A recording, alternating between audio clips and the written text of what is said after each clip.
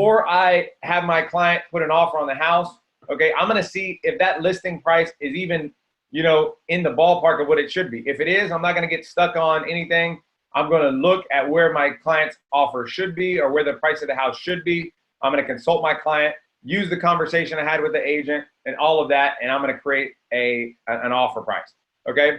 Pre-approval letter. Again, you want to make sure that you attach when you send your offer, no matter what, your 1 to 4 contract offer, okay?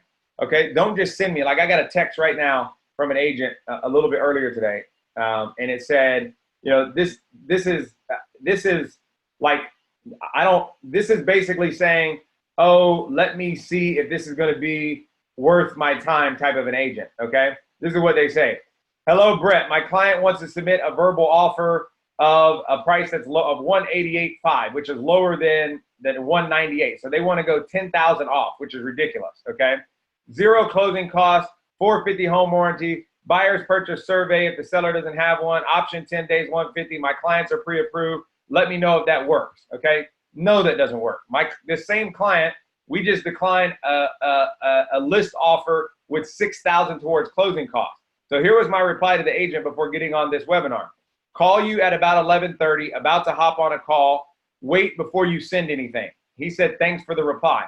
Because what I'm about to tell him when I call him back is exactly what I just said. Hey, listen, you know, I'd love to work a deal with you, but unfortunately, you know, I would really encourage you to really be more competitive because we already, you know, declined one offer that wasn't there. My seller's not in a rush to sell the house. We know we've priced it competitively. We know it's in a great location. For the right buyer, there's going to be a perfect home. So I don't have any fear. I'm not scared. Of course, I'd like to sell the house and make a commission sooner than later. But I'm going to fight for my client, and this guy is totally lowballing me, and that's just the deal, and the client, right? So I'm not going to be rude to him, but I'm just going to tell him, hey, man, I'd love to work a deal, but this is what happened in the past. My client's not really in a hurry. And, you know, frankly, I've already done the, you know, comps in the area, and we're priced very, very competitive, okay? And so that's what I'm going to say. So when you send your offer, you want to make sure you have the pre-approval letter. Again, check MLS for any documents that the other agent may have already prepared. And in the event, this is where the transaction coordinator that I was talking about earlier comes into play here, okay? If there's already additional documents, I'm going to have the transaction coordinator, or I'm going to have Sarah, hey, do you mind sending off the documents on this MLS number, because we're going to put an offer in. I want to make sure that we have all it in so the offer is already done. Because if an agent is deciding between 2 offers, maybe one's a little lower than the other, they might, but you already have all the documents and they're ready to say yes and close the deal. They might encourage their client to lean towards one offer versus the other. They have to show their client both offers and tell their client about both offers, but they're going to say, I think I would go with this one, Mr. or Mrs.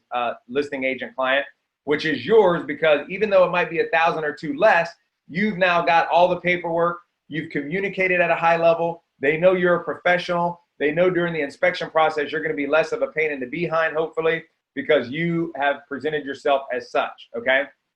And then again, you want to position your earnest money in congruent, as long as it's realistic. You want to be congruent with your earnest money, your option money, and also make sure that if it's potentially have your client increase the amount of down payment. If maybe somebody tells you on the phone that they're dealing with an investor, like I have an investor selling this house that we're talking about.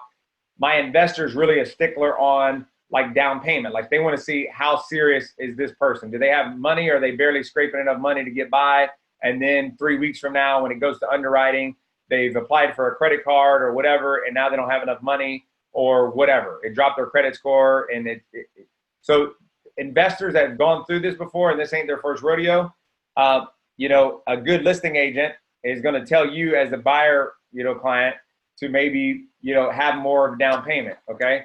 And you might also prep your client with that on the front end. Hey, you know, if they ask you, does it matter if I do 5,000 or 10,000? You know, if they ask their lender or they ask you, you know, you might say, well, hey, depending on the situation, it might put us in a situation to get approved more if we put a little more down on the third-party financing addendum. So just keep that in mind.